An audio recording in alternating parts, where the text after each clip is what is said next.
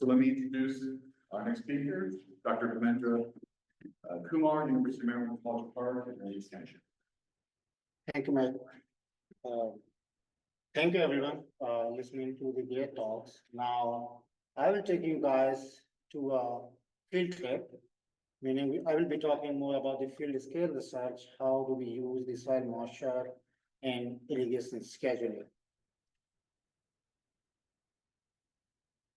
So this is the image from 2024 growing season in Maryland, and you can clearly see if you don't irrigate, especially during the mild drought conditions, what could be the impact on your crops.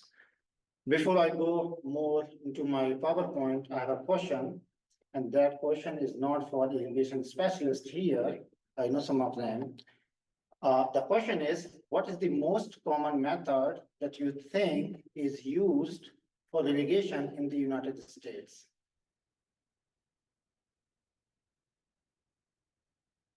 Any guess?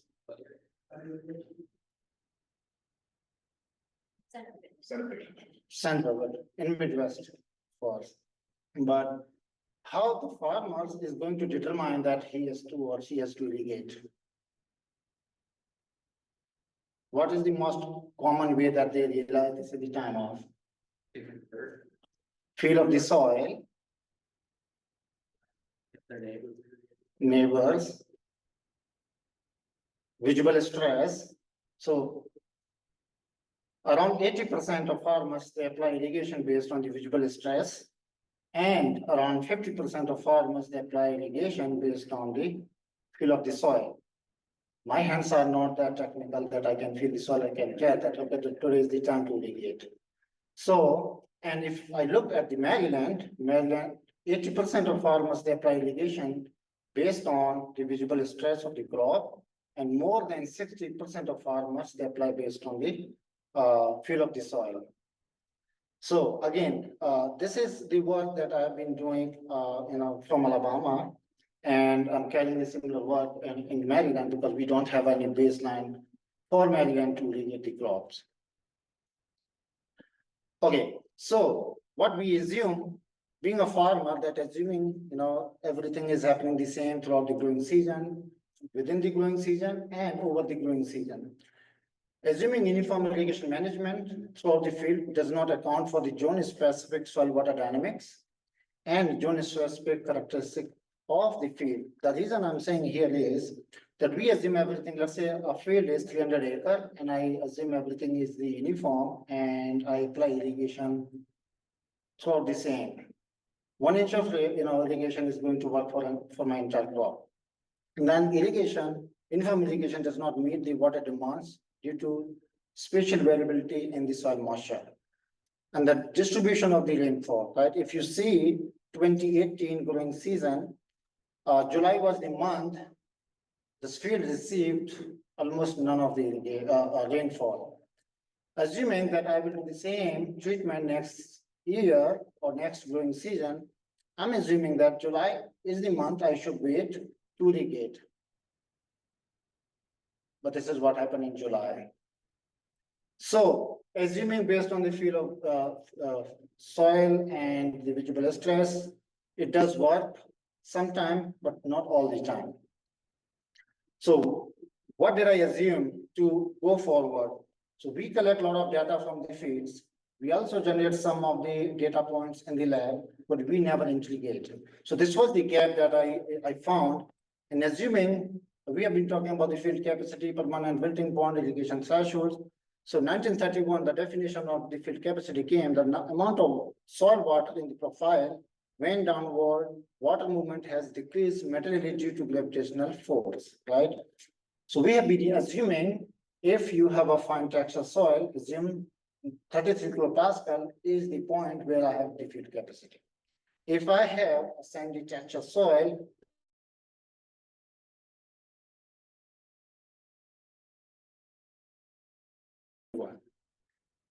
but if you assume it, you are not going to solve the problem that is coming into the picture due to variability.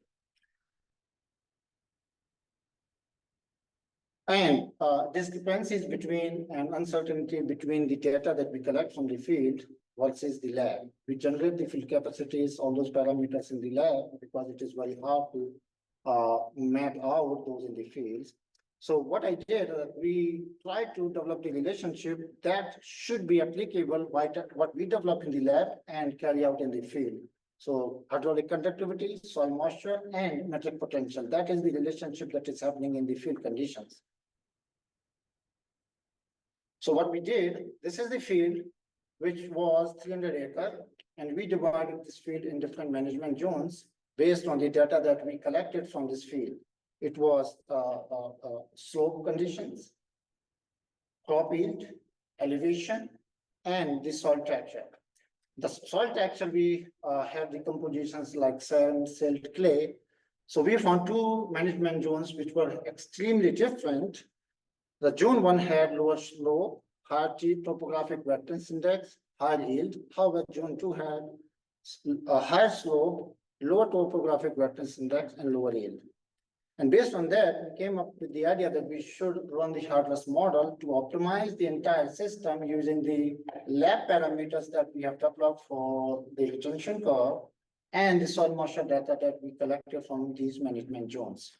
We have around 70 stations for the soil moisture data in this field. And then running the harvest model, the complication is to it gets, point, if you run it for all the parameters, it clashes out. So we use the suffered complex evolution algorithm, which was developed by University of Arizona. And we couple it with harvest to run it so that we can get the optimal global optimization for this condition. So this is how two zones will look like. And then we collected the soil samples, intact soil cores. We use the hardwood to generate the retention of soil hydraulic parameters for both the zones. And this is how we get to the end once you get the soil hydraulic properties for both the zones. And you can see the differences. This is what we get out of the hardwood, right? But once you run the harvest model, incorporating the parameter that you get from the hypo and integrating it with the soil moisture data that we get from the field, this is how you ended up. So you can literally see the differences, how the soil water retention curve and the hydraulic conductivity curve is behaving. The parameters that we get from the hypo or any instrument that we use in the lab, I've been calling them like a raw soil hydraulic parameters. And the parameters that we get from the optimization, I'm calling them the optimized soil hydraulic parameters. The next phase of this application was, how do we get the irrigation threshold, right? So we used the 35% of the depletion and calculated the irrigation threshold that should work in both management zones. If you use the parameters that we get from the hypo, you will reach to the, in zone 102 kilopascal. That is the point that you can use for irrigation. In zone 2, it was 70 kilopascal. Literally, you can see the differences that if I'm doing the uniform irrigation, it is not going to meet the crop water demand at that time. So if I trigger irrigation 102 kilopascal, I'm going to over irrigate my zone 2. Or if I trigger 70 kilopascal, again, it is the problem. So we wanted to know what if we use the optimized parameters and it came to 76 kilopascal for zone 1 and 59 kilopascal for zone 2. And you can see, if you see the absolute numbers, in zone 1, we came to 76 from 102. In zone 2, we came to 59 from 70.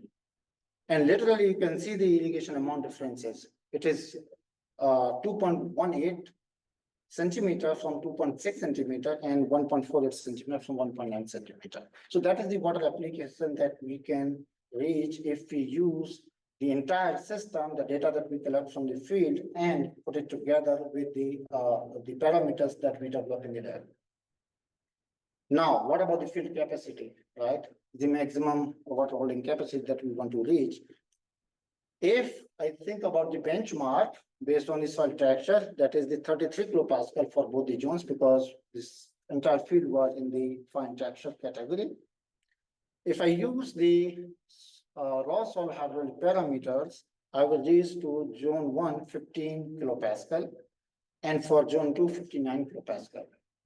However, if I use my parameters that I got after the optimization, it is 39 kilopascal for the zone 1 and 25 kilopascal. So it's just inverse if you see from the raw soil hydraulic parameters. And now, what is the impact of the field capacity estimation on the irrigation thresholds? So this is the entire pattern that I try to develop from the 10% depletion to 70% depletion. And on x-axis, on y-axis, we have the irrigation threshold in kilopascal. That is indicating that if you increase the, and 35% depletion is showing where we wanted to trigger the irrigation for this crop, which is corn. And you can clearly see if you increase the depletion almost in the zone 1, you will reach to the point when there will be no differences. Of course, there's no water. And zone 2 is not going to converge at any point if you increase the depletion. And similarly, you can see the impact on the irrigation amounts. So this is where if you're talking to a farmer, telling them a volumetric water content of 30% doesn't make sense to them. What they want to know is the inches of water they can apply in their crops. Now, impact on the field capacity. So there has been a lot of definitions throughout the literature. How do we get the field capacity? In this method, we use the 0.01 centimeter per day of the flux to simulate the model to reach to the negligible drainage flux criteria so that we can find a point that is going to indicate the field capacity of the soil. And we ran it for both the zones using both optimized versus observed raw soil hydraulic parameters. If I use the optimized field capacity and I use the flux-based field capacity, we will reach to 88 kilopascal in zone 1. And if I use raw field capacity, 15 kilopascal, and I reach to the 58 kilopascal of the irrigation thresholds. And you can see the differences that you reach to the irrigation amounts. And similarly, we did for the zone 2, if you use the benchmark, which is 33 kilopascal in both the zones, you will reach to the 76 and 102, or in terms of irrigation, 2.18 or 2.6 centimeter of the irrigation amount. Now we wanted to test whether this methodology that we are proposing for optimizing the field capacity is working or not. So we also estimated the crop evapotranspiration and the irrigation amount that is required during that phase when we don't have any rainfall and no irrigation. We reached to the R square of 0.5 in the condition or in the condition of when you don't have the optimized parameters. However, if you use the optimized parameter, you reach to the point of 0.88 R square in zone 1. If you go to the zone 2, optimized one is 0.74, and for zone 2 with the raw hydraulic parameters to estimate the irrigation amount, it is around 0.33. So that is indicating us if we integrate the system that we have for lab, field, all the observations, and simulate them for the optimization, we can reach towards the optimized irrigation prescriptions. What do we get out of it? If you have a field and you want to trigger irrigation using the soil moisture data, it is better to understand the field, how dynamic the field is at the same time when you have irrigation or we don't have the irrigation. Based on that, you can calculate whether you want to choose the variable rate irrigation or the uniform irrigation. And this work has been done in a field where we did irrigation and we didn't do the irrigation in the both scenarios. And also it leads towards the nutrient management work where you have the higher concentration of different constituents of phosphorus and nitrogen. So these are the two publications that we published, and this is just overall aspects of the research that we found out of these This research and these two publications, we have been publishing, and I think we are still working to optimize the entire system towards the working field capacity and working irrigation thresholds. Any questions? Thank you.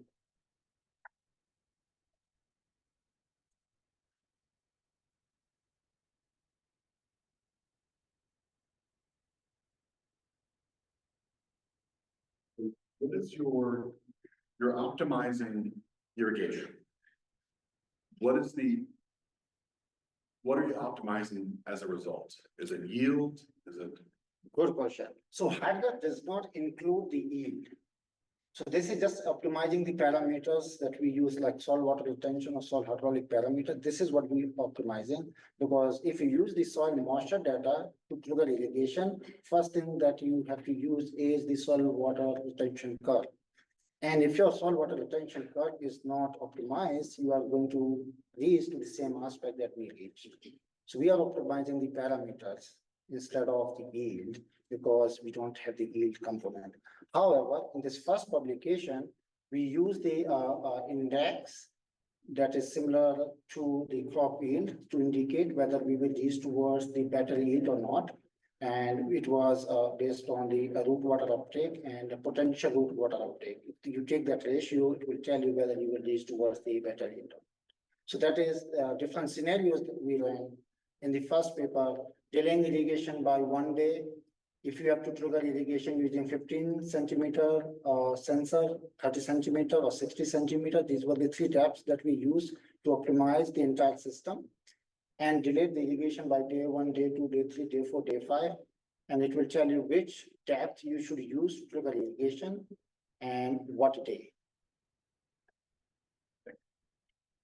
Other questions? Otherwise, I have a comment. And this is to do with Maryland, and this is on the Eastern Shore. No, this is the work from Alabama, Southern. Northern Alabama. Northern. Yes, close to Huntsville. Actually, I was working in Limestone County, so very close to Huntsville. 4 hours drive from Auburn, because I'm graduate from Auburn. So this is the work. However, we are leading irrigation work in Maryland. We have a $1.4 million plant, and we are going to install, other than Masonet. I tried to put the presentation with Masonet, but I couldn't find much data, because we started, I think, October 30, 2023, having the Masonets in the state of Maryland. But with this gun, we are going to put around 23 stations in crop fields for the soil moisture data with automated weather stations. Great. I was leading, my question was going to the reason for irrigation. In some cases is there's not enough water in the soil because it's not raining enough. But in Maryland, in certain cases, it's because the soil can't hold enough water through the crop growing season. Because it's sandy soil. Yes. And I was surprised to see that. Next to the Mississippi River, a couple of years ago, they're just running irrigation all the time because the river's right there. And they have pure sand. So they're just constantly running to keep the water in the plant. And I want to go back to my last question. So yield is one outcome that people can tune for, and that's what you're trying to. When you're optimizing your soil conditions, your soil moisture conditions, it's for yield maximization in corn. Yes. It's not really a quality crop. Sorry, corn growers. It's like yield is the answer. But if you talk about cotton, grapes, or almonds, the quality starts to become a question of what is the quality. So the easiest with grapes, not grapes you eat, grapes you drink. You can fine tune the grape sugars depending on the amount of water through that here at the stage of the growing process. So knowing you're optimizing for yield ultimately because of the way corn is, but further irrigation.